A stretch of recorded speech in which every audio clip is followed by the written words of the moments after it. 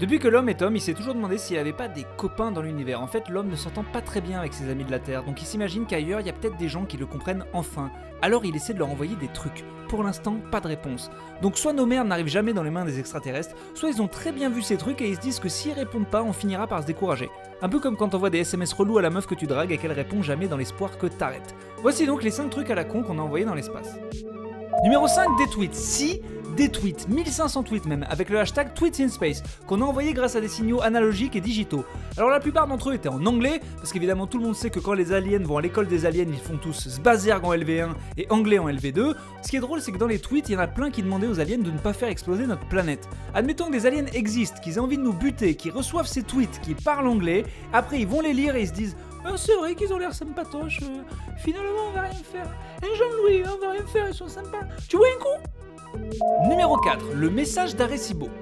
En 1973, on ne savait pas quoi foutre, alors on a décidé d'envoyer un message radio vers l'espace, plus précisément vers l'amas globulaire M13 qui se trouve à 25 000 années-lumière. Alors comme ça évidemment, vous voyez pas l'intérêt, et pourtant on leur a mis toutes les informations essentielles sur l'humanité, les chiffres de 1 à 10, les formules chimiques des sucres et bases dans les nucléotides de l'ADN, et tout en bas, ce qui semble être le M de McDo.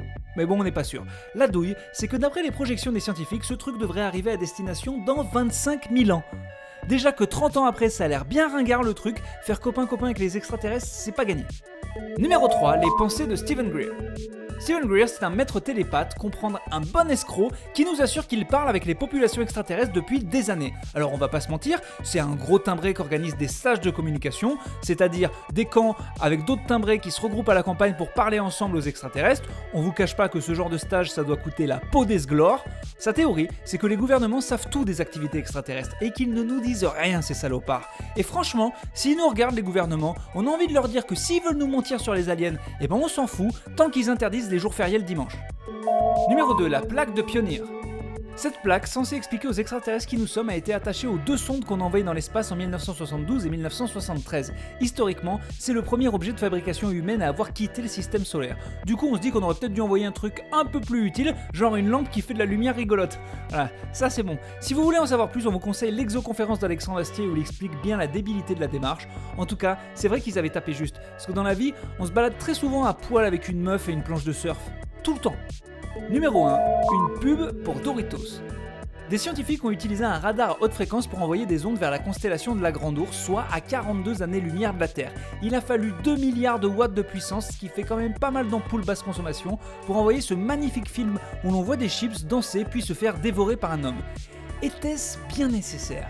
Bon, c'est leur pognon, ils font ce qu'ils veulent, mais enfin, le film qu'ils ont envoyé, c'est ça. Alors s'il y a une chance sur 1 milliard que des aliens voient ce film, le seul truc qu'ils vont comprendre c'est que les pauvres chips sont en danger et vont sortir leur gros flingue d'aliens et dégommer toutes nos gueules de génocidaires de chips. Et c'est pas bien ce que vous avez fait aux chips, hein, on va vous le faire payer, on va vous massacrer. Bonus, un tas d'autres trucs. On pouvait pas tous les mettre, mais il y a eu quelques belles tentatives. On a envoyé notamment de la pizza, un sabre laser, des Lego et des magazines Playboy. Voilà, enfin des trucs utiles. Là, si les extraterrestres tombent dessus, ils sauront qu'en fait, nous, on est des gars à la cool. Si cette vidéo t'a plu, n'hésite pas à t'abonner, à la partager un peu partout. Si elle t'a pas plu, n'hésite pas à le garder pour toi. Si tu veux nous envoyer des trucs, vu que nous on n'est pas des extraterrestres, tu peux nous écrire un commentaire sous cette vidéo. Tu peux nous suivre sur Snapchat et aussi sur Instagram. Allez, la bise les blaireaux.